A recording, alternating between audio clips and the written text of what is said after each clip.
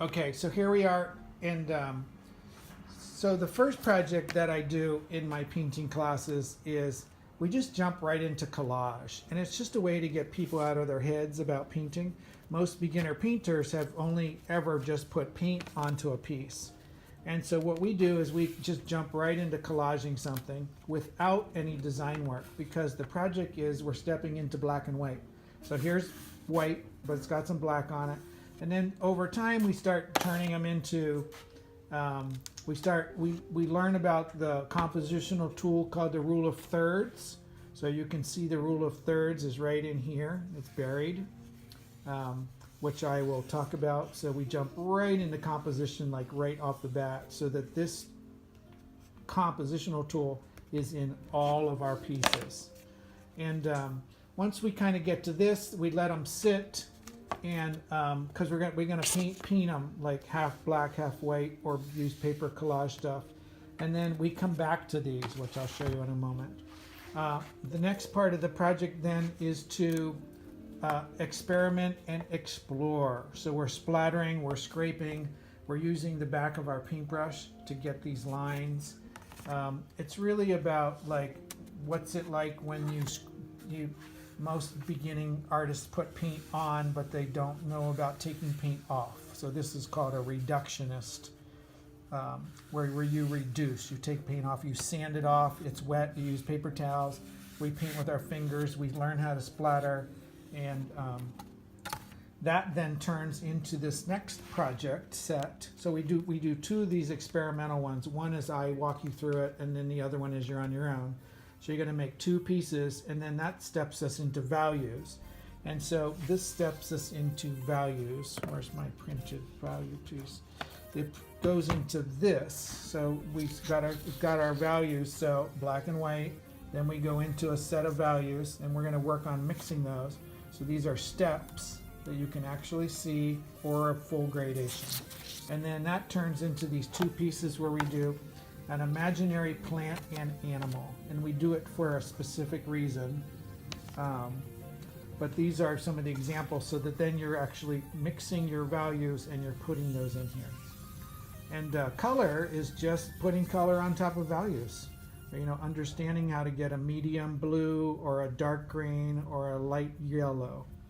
So once we're over there, then we go back to this first project, which was this black and white, and we start to talk about glazing, and kind of it's a compass piece, and it's a primary color piece, so it's just one color. I'm sorry, it's a monochromatic, right? One color, monochromatic, and in that you've got dark reds, medium reds, and light reds.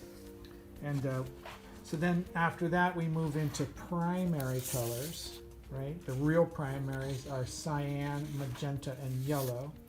And so then we start looking at transferring images, and working on values and forms, textures and patterns is out of this project. So there's our beginning of this color primaries. Then we step into our color wheel project, which we use these medicine cards. So hummingbird. So everybody picks a card, and then we do a color wheel piece that's about those, getting all the colors. So then you have 3 reds and 3 greens and 3 blues and 3 oranges and 3 yellows and 3 purples. From there, oops, I forgot to show sketchbooks. So sketchbooks is another part of this project of supplies. So sketchbooks are just these are some of my sketchbooks, even with some of my kids artwork in there. You take a sketchbook to dinner with you, and you give your kids something to do. So once this is half of the semester, the second half of the semester we move into 3D. So this is imagined, and this is real, we call it. So 1-point perspective, and then 2-point perspective. So this is the main piece we're moving into. 2 points is that there's one back there, and there's one back there, right? So then you have below and above. This is how closer to the real world works.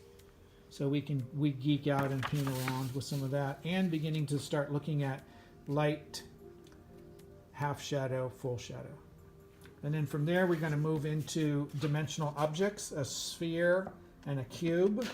So spheres are, you know, they have negative space. You have a light source.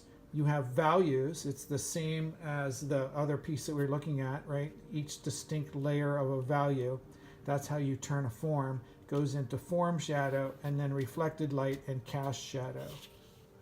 And then we turn that into some painting stuff.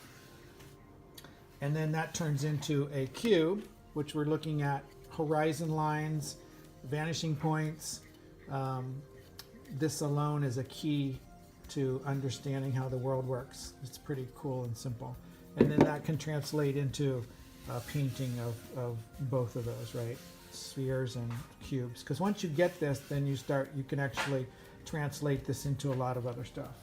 And then over here, then we'll move into portraits, because it's the same, it's kind of a sphere, but it's got values on it. So you got a light source, an oval. There's I am with my beard.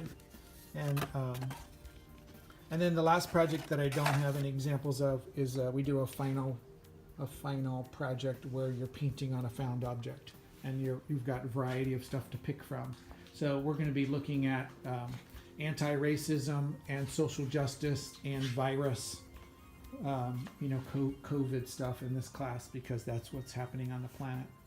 So there you go. That's the pass of the beginning of school. So if you're interested in kind of following along, I'll try to post videos of what we're doing. Ciao.